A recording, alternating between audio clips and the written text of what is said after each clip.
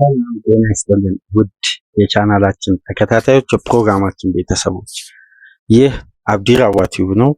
ፕሮግራማችንን ላይክ በማድረግ እንድትጀምሩ፣ አዲስ የሆናችሁ ሰብስክራይብ በማድረግ ለዚህ ቻናል ቤተሰብ እንድትሆኑ፣ እንዲሁም ይህንን ፕሮግራም ከሀገር ውጭ የምታደምጡ ውድ የቻናላችን ተከታታዮች በሱፐር ታንክስ በሱፐር ስቲከር ድጋፍ እንድታደርጉ በአክብሮት እየጋበዝን እሁድ ተጠባቂው የካራቦ ካፕ የፍጻሜ ጨዋታ በኒውካስል ዩናይትድ 2-1 አሸናፊነት ተጠናቋል። ከረፍት በፊት ዳንበርን፣ ከረፍት በኋላ አሌክሳንደር ኢሳቅ ባስቆጠሩት 2 ግብ ኒውካስሎች ሊቨርፑልን 2-1 ማሸነፍ ችለዋል። ለሊቨርፑል ብቸኛዋን ግብ ማስቆጠር የቻለው በጨዋታው 94ኛ ደቂቃ ላይ ተቀይሮ የገባው ፍሬድሪኮ ኬዛ አንዷን ግብ ማስቆጠር ሲችል፣ ሊቨርፑል ከዚች ግብ በላይ ማስቆጠር ሳይችል ቀርቶ በኒውካስል ዩናይትድ ፍጹም የጨዋታ ብልጫ ተወስዶበት 2-1 ተሸንፏል። ዋንጫው የሚገባው ክለብ ማሸነፍ ችሏል። ኒውካስል በዚህ ጨዋታ ምን ያክል እንደተዘጋጀ፣ ሊቨርፑል ደግሞ በ8 ቀን ጠንካራ ፊክስቸሮችን አድርጎ ለዚህ ጨዋታ በአካል ብቃት፣ በፍጥነት፣ በጉልበት በእያንዳንዱ ጉዳይ ተዳክሞ በቀረበበት ጨዋታ ነው። እንግዲህ ኒውካስሎች በ15 ቀን ከዌስትሃም ጋር አንድ ጨዋታ አድርገው ለዚህ ጨዋታ በበቂ ሁኔታ ተዘጋጅተው በአካል ብቃት በአእምሮም ዝግጁ ሆነው ሊቨርፑል በፓሪስ ሴን ጀርሜን ከሻምፒዮንስ ሊግ ውድድር ተሸንፎ ከወጣበት ጨዋታ በኋላ ሌላ 120 ደቂቃ በሻምፒዮንስ ሊግ ቆይቶ ወደዚህ ጨዋታ ሲመጣ የጠበቀው የኒውካስል አግሬሲቭ ፕሬሲንግ እና የአካል ብቃት ጨዋታ ሊቨርፑል ለመቋቋም ተቸግሮ ነው እንግዲህ 2-1 የተሸነፈው። ጨዋታው እንዴት ነበር? ኒውካስል በክለቡ እግር ኳስ ታሪክ አዲስ ታሪክና ተአምራዊ ድል ማስመዝገብ ችሏል። ለምሳሌ በእንግሊዝ እግር ኳስ የሚደረጉ ትላልቅ ውድድሮች ውስጥ ኒውካስል ዋንጫ ካሳካ 70 ዓመት ነው። በአጠቃላይ ደግሞ ዋንጫን ካሳካ 56 ዓመት ሞልቶታል። ይሄ ቡድን ባለው ደጋፊ፣ በተለይ ለቡድኑ ካላቸው ፍቅርና ድጋፍ በእንግሊዝ እግር ኳስ ሁሌም በድጋፋቸው በልዩነት የሚነሳው የኒውካስል ደጋፊዎች እንዲሁም የብሔራዊ ቡድኑ ደጋፊ እንደሆኑ ሁሌም የሚነገርላቸው በእንግሊዝ እግር ኳስ ውስጥ ለክለባቸው ካላቸው ልዩ ፍቅርና ድጋፍ ለረጅም ጊዜ እንግዲህ ይሄ ቡድን ከዋንጫ ርቆ ሰንብቶ ነበር። ለመጨረሻ ጊዜ በ2021-22 ከማንቸስተር ዩናይትድ ጋር በተመሳሳይ ውድድር እዚህ ሜዳ ላይ ተገናኝቶ ዩናይትድ በድጋሚ ኒውካስል ያገኘውን አጋጣሚ እንዳይጠቀም ባለድል መሆን ችሎ ነበር። አሁን ግን በሊቨርፑል ላይ ፍጹም በጨዋታ ብልጫ በሙከራም በማጥቃቱም በሁሉም ረገድ ውጤታማ የነበረው የኤድዊን ሃዊ ኒውካስል በጨዋታው የሚገባውን ውጤት በድል ሻምፒዮን በመሆን የካራቦ ካፕ አጠናቋል። በጨዋታው ዙሪያ ስላሉ ጉዳዮች ከማንሳቴ በፊት ከአርሴናል እና ኒውካስል ጨዋታ ይመስለኛል ከተጠናቀቀ በኋላ በፕሮግራማችን በቻናላችን ላይ ኒውካስል ዩናይትድን ለ25 ዓመት ስደግፍ ነበር ብሎን አንድ አድማጭ አውርቶን ነበር። ከሀገር ውጭ በአሜሪካ የሚገኝ በተለየ ሁኔታ ኒውካስልን ለረጅም ዓመት ከ25 ዓመት በላይ እየደገፈ እንደነበርና ከሀገር ከወጣ ኦልሞስት ከ10 ዓመት በላይ እንደሆነው የኒውካስል ከፍተኛ ደጋፊ እንደሆነ ሲነግረን የነበረ አድማጭ አለ። ምናልባት ይህን ፕሮግራም እያደመጥክ ከሆነ በስተመጨረሻም እንግዲህ የዋንጫ ህልሙ እውን ሆኗል። ይሄ ክለብ እንኳን ደስ አለ ለማለት ያክል ነው። ምናልባት ይህን ፕሮግራም ያደምጣል ብዬ ተስፋ አደርጋለሁ። የኒውካስል ደጋፊ በቻናላችን አንድ የማውቀው ከሀገር ውጭ ስለነበር ነው። ምንም እንኳን በቀጥታ ግንኙነት ባይኖረንም በዚህ ቻናል አማካኝነት የተወሰኑ ልውውጦችን አድርገናልና እንኳን ደስ አለ ለማለት ያክል ነው። ኒውካስል ግን እንዴት ነበር በጨዋታው? የሊቨርፑል አቀራረብስ? በእንዲህ መልኩ የተዳከመበት የአርነ ስሎት ሊቨርፑልን ከዚህ ቀደም የተመለከትን አይመስለኝም። በዘንድሮ የውድድር ዓመት በተለይ በአካል ብቃት ጨዋታ ቡድኑ በእንዲህ መልኩ ተዳክሞ 120 ደቂቃ ከፓሪስ ሴን ጀርሜን ጋር ማድረጉ ምን ያክል ቡድኑ እንዳዝረከረከና የፊዚካል ጨዋታን ለመቋቋም እንደተቸገረ በደንብ ተመልክተናል። ስሎትም የተለያዩ ቅያሬዎችን አድርገው ጨዋታውን ለመቀየር ጥረት ቢያደርጉም ከአንድ ግብ በላይ ማስቆጠር አልቻሉም። በአጠቃላይ ግን የኤድዊን ሃዊ ቡድን እንዴት ሊቨርፑልን ማሸነፍ እንደሚችሉና ይህን ዋንጫ ማሳካት እንደሚችሉ ያለፉትን ጊዜያት በደንብ ሲዘጋጁበት እንደቆዩ፣ በተለይ ደግሞ ይዳከማሉ፣ ቡድኑ ይጠቃል፣ ይቀዛቀዛል ተብሎ የተጠበቀውን የግራ መስመር በመሐመድ ሳላ በኩል ያለውን ፖዚሽን ከአማካይ ከተከላካይ ቦታ በሚጫወቱ ተጫዋቾች አጣምረው እንዴት ከመሐመድ ሳላን ከዚህ ጨዋታ ውጪ እንዳደረጉና ሊቨርፑል እንደተቆጣጠሩ በምሽቱ ጨዋታ በደንብ ተመልክተናል። የኒውካስል ድል ግን በእጅጉ ትክክለኛና ጣፋጭ ቡድኑ ባሳየው የ90 ደቂቃ እንቅስቃሴ ፍላጎት ባደረገው ጥረት ስኬታማ ምሽት ማሳለፍ ችሏል። የአርነ ስሎት ሊቨርፑል ግን ባለፉት ጊዜያት ባደረገው የተደራራቢ ጨዋታ ጫና በስተመጨረሻ ድምር ውጤቱ አንደኛ ከፒኤስጂ ከፓሪስ ሴን ጀርሜን ጋር በነበረው የሻምፒየንስ ሊግ የጥሎ ማለፍ ጨዋታ ቢያንስ ቡድኑ በዛ መለያ ምት ወደ ቀጣዩ ዙር ቢያልፍ አእምሯዊ ዝግጁነቱ ለዚህ ጨዋታ ይጠቅመው ነበር። 120 ደቂቃ ተጫውቶ በአካል ብቃት ዝሎ ውጤቱን መቀየር በአንፊልድ ሳይችል ቀርቶ ከውድድሩ ተሰናብቶ ለዚህ ጨዋታ ሲቀርብ በሁሉም ረገድ ተዳክሟል። በስነቦና ደረጃ እንኳን በሽንፈት ስነቦና ወደዚህ ጨዋታ የመጣው።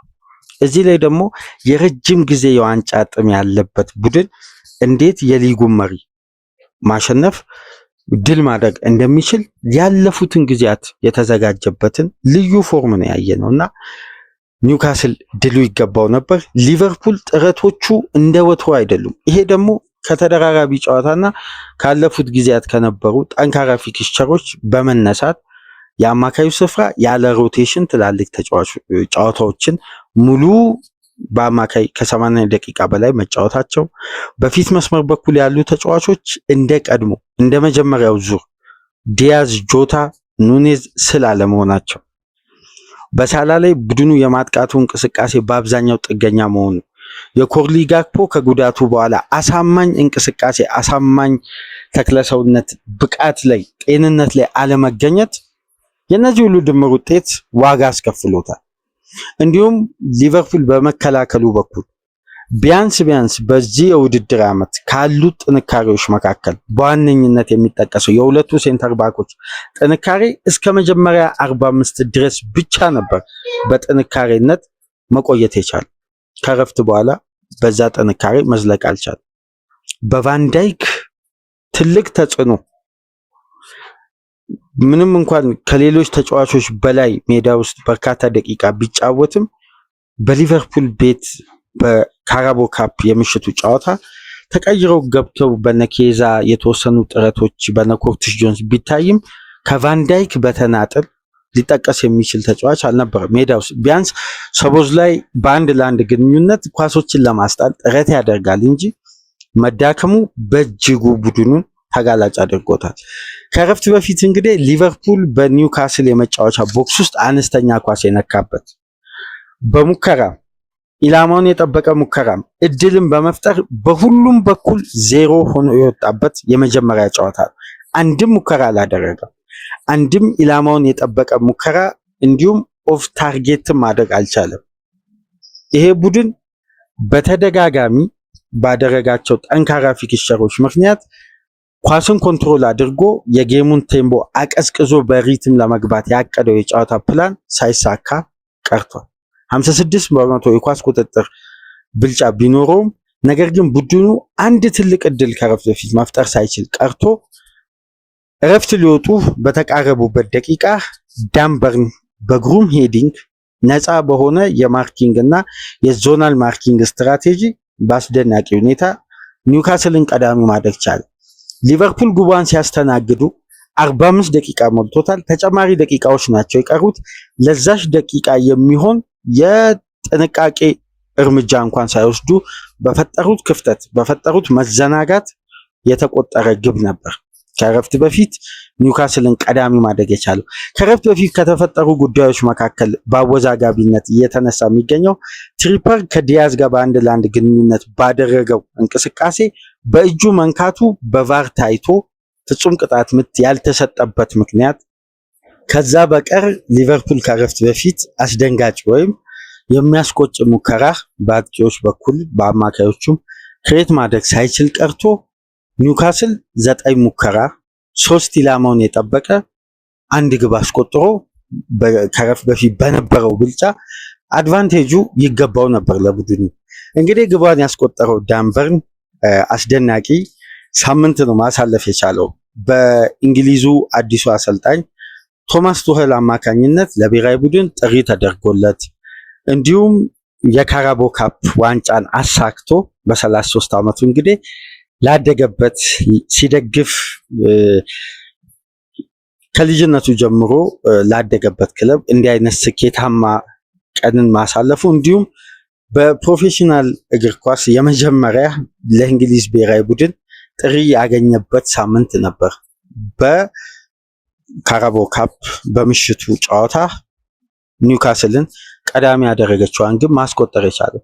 ከረፍት በኋላ በድጋሚ የማጥቂያ እንቅስቃሴዎችን ከመሃል ለመሃል ሽግግር ይልቅ ወደ ክንፍ ያተኮሩት ኒውካስሎች በትሬንት አሌክሳንደር አርኖልድ መጎዳት በቀኝ ፉልባክ በኩል የተሰለፈው ጃሬል ካውንሳን ታርጌት ባደረገ ተደጋጋሚ እንቅስቃሴ በድጋሚ ሁለተኛ 45 እንደተጀመረ አሌክሳንደር ኢሳቅ አስቆጠረ። ግቧ በኦፍሳይድ የተሻረች በ2 ደቂቃ ከ15 ሰከንድ ልዩነት ነው። በድጋሚ አሌክሳንደር ኢሳቅ እንግዲህ በግሩም ሁኔታ ማርፊ ከአንዲ ሮበርትሰን አናት ላይ የገጫትን ኳስ የተመለሰችዋን በግሩም አጨራረስ አስቆጠረ። የኒውካስልን አድቫንቴጅ ወደ 2-0 ከፍ ማድረግ ቻለ። ከረፍት በፊት በኩናቴና በቫንዳይክ የማርኪንግ ስትራቴጂ ተጫዋቹ እድልም ስፔስም አጋጣሚም ሊያገኝ አልቻለም። ከአማካዮች ከክንፍ ተጫዋቾች የሚፈጠሩ እድሎች ነበሩ ኒውካስሎች ሲሞክሩ የነበሩ። ለምሳሌ በነ ብሩኖ ጊማሬስ በነ ሃርቪ ባርነስ በተለያዩ ተጫዋቾች እድሎችን ለመፍጠር ሲሞክሩ ነበር። ነገር ግን ከረፍት በኋላ ሊቨርፑሎች በሃይላይን ውጤቱን ለመቀየር የጨዋታ ሲስተማቸውን ሲቀይሩ ሰፊ የመሮጫ ስፔስ ያገኙት ኒውካስሎች የሊቨርፑልን መዳከም ተጠቅመውና ጥለው የሚመጡትን ስፔስ ታርጌት አድርገው በድጋሚ አሌክሳንደር ኢሳቅ ሁለተኛ 45 እንደተጀመረ ኒውካስልን 2-0 መምራት ያስቻለችዋን ግብ በግሩም አጨራረስ አስቆጥሮ የ2-0 አድቫንቴጅ ኒውካስል ያዘ። እንደምታውቁት አሌክሳንደር ኢሳቅ በዘንድሮ የውድድር ዓመት አስደናቂ ብቃቱን እያሳየ ነው የሚገኘው። ይህንንም ተከትሎ በሁሉም ውድድሮች 23ኛ ግቡን አስቆጠረ። በሊቨርፑል ላይ ደግሞ ካለፉት 6 ጨዋታዎች በ5 ግብ ላይ ቀጥተኛ ተሳትፎ በማድረግ ልዩ ሪከርድ በሊጉ መሪ ላይ የያዘበትን የተለየ ግብ ናት ማስቆጠር የቻለችው። ምናልባት ኢሳቅ ያቺን ግብ ማስቆጠሩ የዚህን ጨዋታ ውጤት ለኒውካስል ዋንጫ ማንሳት ምክንያት ሆናለች። ያ ኳስ ተቆጠረ፣ የኒውካስል የመምራት አድቫንቴጅ ወደ 2 ጎል ከፍ ሲል ሊቨርፑል ይሄን ውጤት ለመቀየር የሚያደርገው ጥረት በአጠቃላይ ማጥቃት ላይ የተመሰረተ እየሆነ መጣ። ያ ደግሞ ኒውካስል ለፈለገው የጌም ስትራቴጂ ሊቨርፑልም በሎ ብሎክ ስፔስ በማሳጣት ማርክ በማድረግ በአንድ ለአንድ ግንኙነቶች አካል ብቃትን ትኩረት የሚያደርጉ ደቂቃዎችን ለኒውካስል ምቹ የሆነ ስትራቴጂ ውስጥ የዚህ ውጤት መመዝገብ ምክንያት ሆነ። ይህንን ደግሞ ለመቀየር አሰልጣኝ አርነ ስሎት የወሰዷቸው አብዛኛው እርምጃዎች ውጤታማ አልሆኑ። ከፍሬድሪኮ ኬዛ እና ከሃርቪ ኤሊየት ለውጥ ውጪ ለምሳሌ የኮርሊ ጋክፖ መግባት ምንም ልዩነት ያልነበረው ተጽዕኖ ዜሮ የነበረ፣ ዳርዊን ኑኔዝ በመዘናጋት በተጽዕኖ ሳይኮሎጂካሊ ባለፉት ጊዜያት ከገባበት ጫና ብዙም ሳይላቀቅ እንደተዳከመ በተለይ ፍጹም ቅጣት ምቱን ከፓሪስ ሴን ጀርሜን ጋር መሳቱን ተከትሎ ተጫዋቹ ትልቅ ልዩነት ለመፍጠር ሳይችል ቀርቶ ውጤታማ ለውጥ እንኳን አሰልጣኙ ማድረግ አልቻሉም ነበር። እነዚህ ክፍተቶች ደግሞ ሊቨርፑልን በማጥቃቱ በኩል የተጠና የተዋሃደ እንዳይሆን ምክንያት ሆኗል። ነገር ግን ዋነኛ የመሐመድ ሳላህን የመሮጫ ቦታ የሚጠቀምበት ስፔስ ኳሱ ለሳላ የሚደርስበት የሊቨርፑልን እንቅስቃሴ በሳንድሮ ቶናሊ፣ በጆን ሊንተን፣ በዳን በርን እንዴት እንደቆረጡት በአስደናቂ ሁኔታ የኤድዊን ሃዊ ታክቲክ በስተመጨረሻ 17 ተከታታይ ጨዋታዎችን በሊቨርፑል ላይ ያለማሸነፍ ጉዞ በፕሪሚየር ሊግ ሊቨርፑል ተከታታይ ድል ኒውካስል ላይ እንዲያስመዘግብ ከነበሩ ምክንያቶች መካከል መሐመድ ሳላህ ነው። ይሄ ተጫዋች በፕሪሚየር ሊጉ ከፍተኛ ቁጥር ያለውን ግብ ካስቆጠሯቸው ክለቦች መካከል አንደኛው ኒውካስል ነው። በዘንድሮ የውድድር ዓመት እንኳን በሴንት ጄምስ ፓርክ 2 ግብ አስቆጥሮ 1 ግብ የሆነ ኳስ አመቻችቶ አቀብሏል። በአንፊልድ ለማካሊስተር 2ኛ ግብ መቆጠር መነሻ ሆኖ አሲስት ማድረግ ችሏል። በዌምብሌ ግን ሳላ በሊቨርፑል ቆይታው በስካውኑ ድረስ ታይቶ በማይታወቅ ሁኔታ ለመጀመሪያ ጊዜ አንድም ግብ ሳያስቆጥር፣ አንድም አሲስት ሳያደርግ፣ አንድም ቻንስ ክሬት ሳያደርግ፣ አንድም ሙከራ ሳያደርግ በአጠቃላይ በማጥቃት እንቅስቃሴ ያሉትን ሙሉ ክራይቴሪያ ሳያሟላ ሳላ ጠፍቶ ያመሸበት ምሽት ነበር።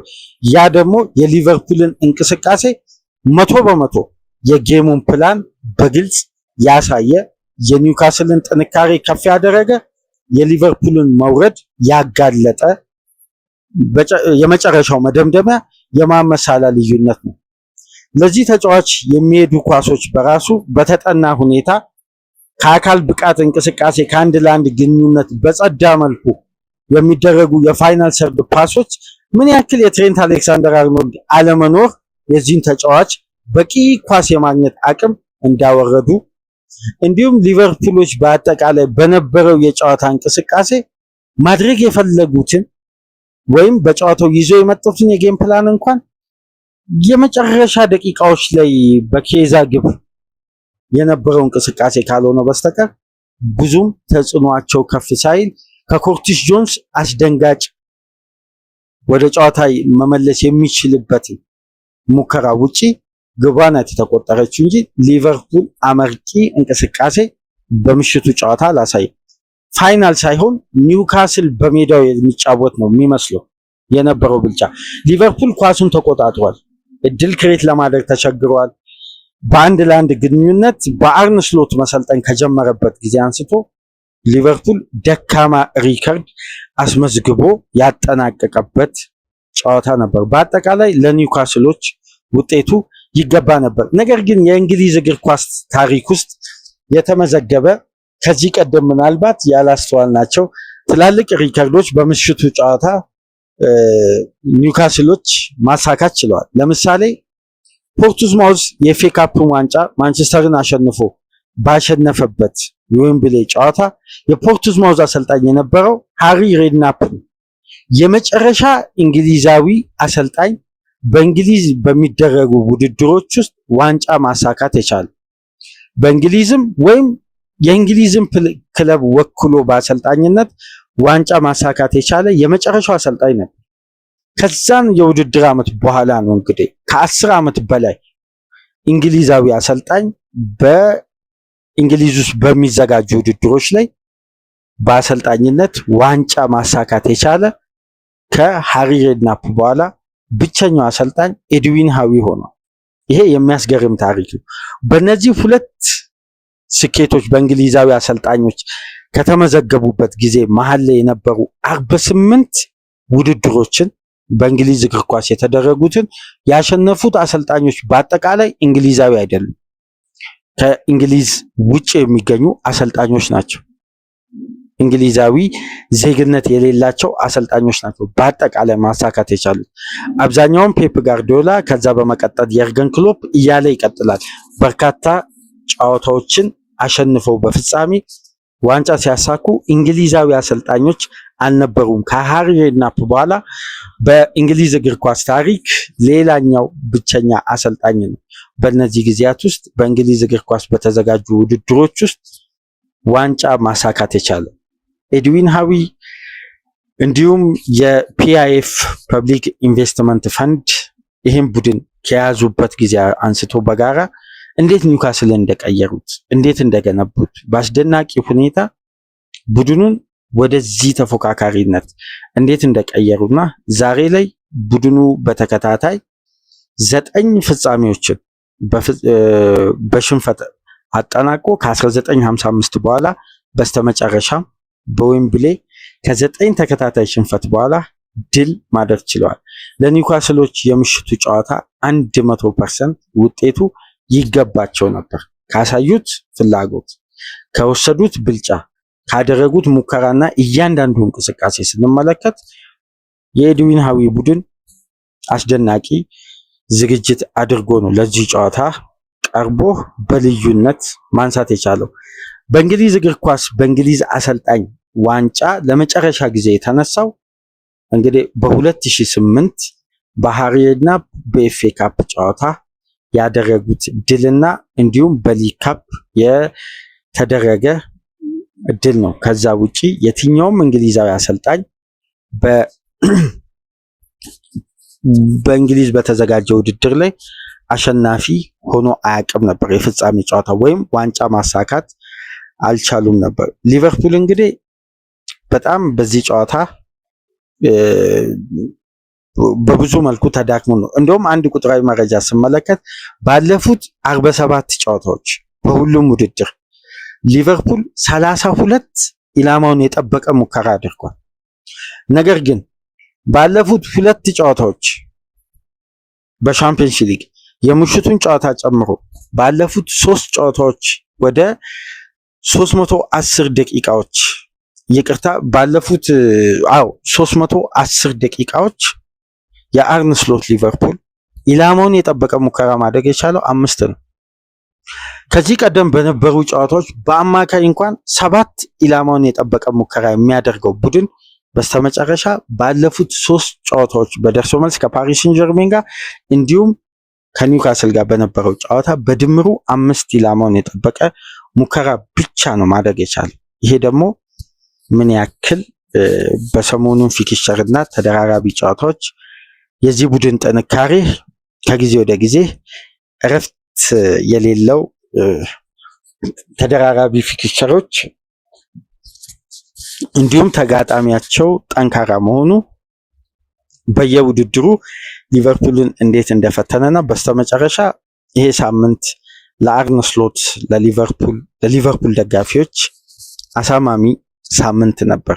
ከሻምፒየንስ ሊግ ውድድር ውጭ ሆኑ፣ አሁን ደግሞ በካራቦ ካፕ ፍጻሜ በኒውካስል ተሸነፉ። ስለዚህ የቡድኑ 100% ትኩረት የሚሆነው በ12 ነጥብ አስፍቶ እየመራ የሚገኘውን ፕሪሚየር ሊግ ከኢንተርናሽናል ብሬክ መልስ እዛ ላይ ብቻ ከሳምንት ሳምንት ማተኮር ይሆናል።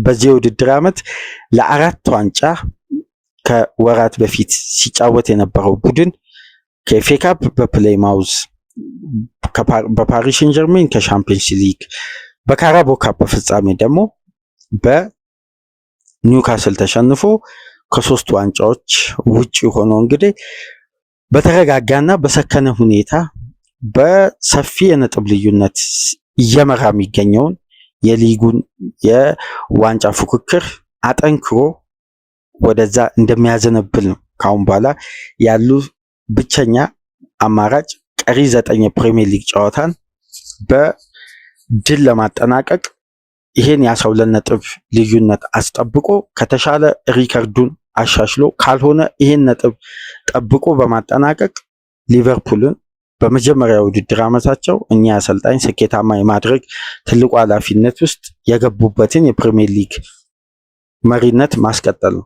ነገር ግን የአሰልጣኙ ከጨዋታው መጠናቀቅ በኋላ የሰጡት አስተያየት ምናልባት ከውጤቱ ጋር በተያያዘ ሳይሆን ስላመጣጡ ስለ ሊቨርፑል ጉዞ ከዚህ ቀደም በነበሩን እያንዳንዱ ጨዋታዎች በፉክክር በሊጉም በሻምፒየንስ ሊጉ እስከ ግሩፕ ስቴጁ ድረስ ምን ያክል ጠንካራ ቡድን እንደነበር እዚህ ደረጃ ለመድረስ የከፈሉት መስዋዕትነት የተደራራቢ ጨዋታን ጫና የተሻገሩበት የተጫዋቾችን ብቃት ያሻሻሉበት መንገድ እያንዳንዱን ጉዳይ በመጥቀስ ተጫዋቾችን አድንቀዋል። እስከዚህም ድረስ መጓዛቸው ትልቅ ነገር ነው።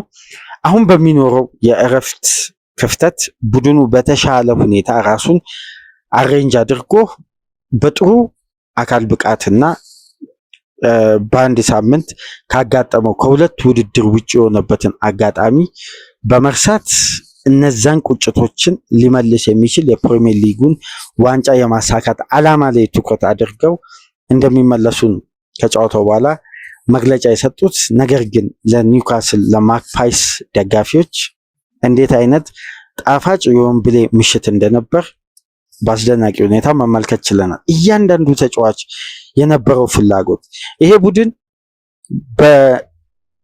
በናለን ሺረር በሪከርድ በተዘዋወሩበት ወቅት ዋንጫ ማሳካት አልቻለም። በነ ዢኖላ ጊዜ በተለያዩ ተጫዋቾች ማሳካት አልቻለም። በቅርብ ዓመት ደግሞ አለም ፓርዲው ይዘው ጠንካራ ኒውካስል ተመልክተን ነበር። በዛም ወቅት ስኬታማ መሆን አልቻለም። ነገር ግን የሳውዲ የንጉሳዊ ቤተሰብ ልጅ ሆነው የቢን ሰልማን የአሁኑ የሳውዲ ንጉስ በዚህ ግለሰብ የሚተዳደረው አንዱ ካምፓኒ ሆነው ፒአይኤፍ ኒውካስልን ከገዛ በኋላ በአልረያን የበላይ አስተዳዳሪነት ባለቤትነት ስያሜ ቡድኑ በፕሪሚየር ሊግ ምን ያክል ጠንካራ ተፋላሚ እንደሆነ በአንዴ ነው ከኤድዊን ሃዊ ጋር ለውጥ ማምጣት የቻሉ። ለምሳሌ ስቲቭ ብሩዝን ካባረሩ በኋላ ኒውካስል የነበረበት ደረጃ ኤድዊን ሃዊ ሲረከቡ እኮ ከስቲቭ ብሩዝ ኒውካስል ላለመውረድ የሚጫወት ቡድን ነው። የአሁኑ የኖቲንጋም ፎረስቱን አጥቂ እነ ቡድን በማምጣት እንዴት ከፕሪሚየር ሊግ መትረፍ እንደሚቻል ኤድዊን ሃዊ ያሳዩ። ቡድኑ ተረፈ። በቀጣይ የውድድር ዓመት በፐብሊክ ኢንቨስትመንት ፈንድ ከፍተኛ በጀት ተበጅቶ በቀድሞ የማንቸስተር ዩናይትድ ስፖርቲንግ ዳይሬክተር አማካኝነት ዳና ሾርስ የተገነባው ጤናማ የዝውውር ሂደት ዛሬ ላይ ለተመዘገበው ውጤት ትልቁ ማሳያ ነው። እንደምታውቁት እና ባርንስን እና አንቶኒ ጎርደንን፣ አሌክሳንደር ኢዛክን፣ ሳንድሮ ቶናሊን እነዚህን ተጫዋቾች እነ ብሩኖ ጊመሬስን ጨምሮ በከፍተኛ የዝውውር ሂሳብ ዛሬ በምሽቱ ጨዋታ ባይሰለፍ እና ሃል የምሽቱ ጨዋታ ኮከብ ተብሎ የተመረጠው እነ ዳንበርን ከፍ ባለ የዝውውር ዋጋ በከፍተኛ ኢንቨስትመንት ተገንብቶ ላለመውረድ የሚጫወት ክለብ በአንዴ ነው በቀጣይ የውድድር ዓመት የሻምፒየንስ ሊግን ቦታ ይዞ ማጠናቀቅ የቻለው። ይህ አሰልጣኝ በኒውካስል ቤት የነበረው ቆይታ አብዛኛው የውድድር ዓመት በጥሩ ውጤታማነት እያጠናቀቀ በስተመጨረሻም ቡድኑ ለ70 ዓመት በእንግሊዝ በሚደረጉ ትላልቅ ውድድሮች ላይ ዋንጫ ሳያሳካ የከረመበት ከ1955 ከኤፍኤ ካፕ ድል በኋላ ለመጀመሪያ ጊዜ የካራቦ ካፕን የሊግ ካፕ ውድድርን ማሳካት የቻለ ከ1969 በኋላ ደግሞ ዋንጫ ወደ እነዚህ ታማኝ ደጋፊዎች ዘንድ ይዞ መምጣት የቻለ ልዩ አሰልጣኝ ነው። ስለዚህ ኤድዊን ሃዊ በራሱ ሊደነቅ ይገባል። ይሄ አሰልጣኝ በጥሩ ስራ በጥሩ የማኔጅመንት አቅም ኒውካስልን ወደ ተሻለ ደረጃ በየውድድር ዓመቱ ኒውካስል አንድ ስቴፕ የሚያድግ ቡድን ሆኗል። አምና ሻምፒየንስ ሊግ ተሳታፊ ሆነ። ዘንድሮ የውድድር ዓመቱን ሲጀምር በእንግሊዝ እግር ኳስ በወጣው አዲሱ ደንብ በፋይናንሻል ህግ ላይ ፕሮፊት ኤንድ ሳስቴናቢሊቲ ሩል ላይ ገቢና ወጪን የማመጣጠን ግዴታው ስለገባ ቡድኑ ከ2 ዓመት በፊት ያወጣው የሂሳብ ስሌት መክሰር ካለበት ኪሳራ በላይ ስለሆነ ይሄን የሂሳብ መዝገብ እንዲያስተካክል ከዝውውር ይልቅ መሸኘትን ግዴታ ስለሆነበት እነዚህ ጉዳዮችን አስተካክሎ ነበር። የውድድር ዓመቱን አንድ ተጫዋች ሳያስፈርም ቡድኑ ሳይጠናከር ነው የጀመሩት። ግን በተመሳሳይ ስብስብ ቢያንስ ኒውካስል አምና ሻምፒየንስ ሊግ በገባ ስብስቡ ዘንድሮ የሊግ ካፕ ማሳካት ችሏል። በቀጣይ የውድድር ዓመት የኮንፈረንስ ሊግ አረጋግጧል ከወዲሁ ይሄን ዋንጫ ማሸነፉን ተከትሎና ለኤድዊን ሃዊ ለኒውካስል ደጋፊዎችም ለተጫዋቾችም ለምሽቱም እንቅስቃሴ የሚመጥን አስደናቂ ጣፋጭ የ2-1 ድል በዌምብሌ በሊጉ መሪ ሊቨርፑል ላይ 2-1 በሆነ ውጤት አስደናቂ ድል ማስመዝገብ ችለዋል። በአጠቃላይ የፍጻሜው ጨዋታ ይህንን ይመስል ነበር። ፕሮግራማችንን ላይክ አድርጉ። አዲስ የሆናችሁ ሰብስክራይብ በማድረግ እንዲሁም ይህንን ፕሮግራም ከሀገር ውጭ የምታደምጡ ውድ የቻናላችን ተከታታዮች እንደ ሁሉ ጊዜው በሱፐር ታንክስ በሱፐር ስቲከር ድጋፍ እንድታደርጉ በአክብሮት እየጋበዝን የብሩኖ ፈርናንዴስ ሌላኛው ልዩ ምሽት የነበረውን የኪንግ ፓወርን ጨዋታ ደግሞ በእንዲህ መልኩ ይዘንላችሁ እንመጣለን። ሳትርቁ ጠብቁን። ሰላም ቆዩ።